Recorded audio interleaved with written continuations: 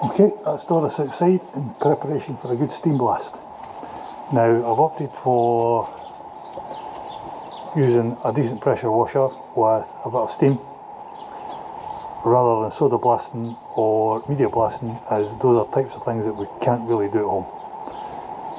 Not everyone is lucky enough or able to afford actually to have the Shell soda blasted.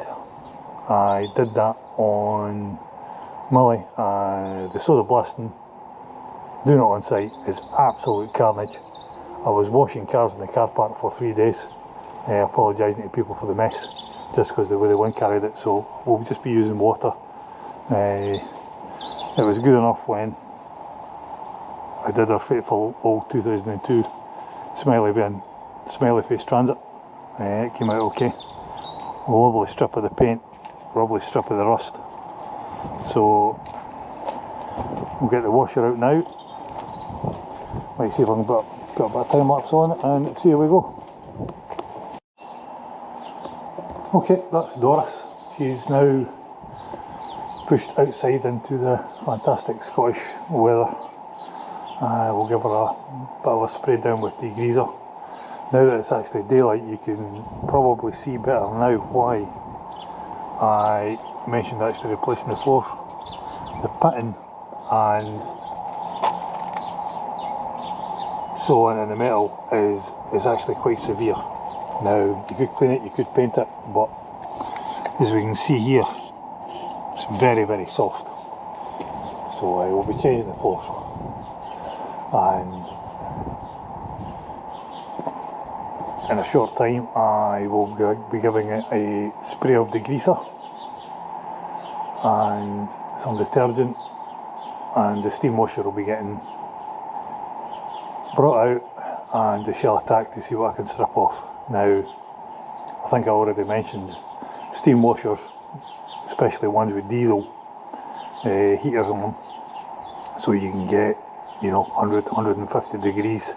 Most of them will blast at pressures 100 bar plus.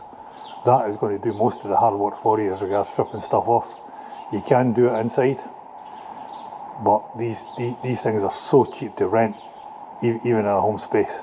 The only thing I would say though is it's going to be pretty much carnage, and I'm going to get very wet, and I'm going to get very cold in this weather very, very quickly. So as priorities dictate, we need to have the necessary motivation first before getting out, and I will see if I can position the camera somewhere that won't get wet for a nice time lapse.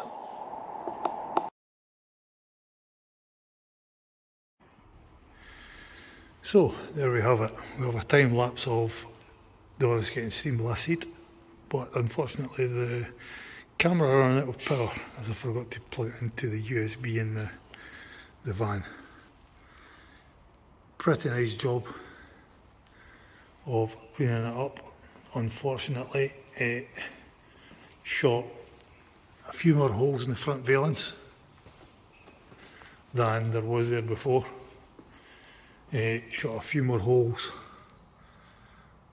on the floor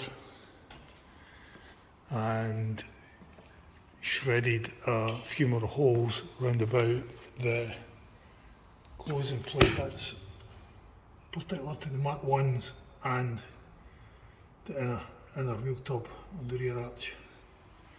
So quite surprising that the washer can do that, but it just shows you how weak and soft the metal actually was, and good idea to dig further.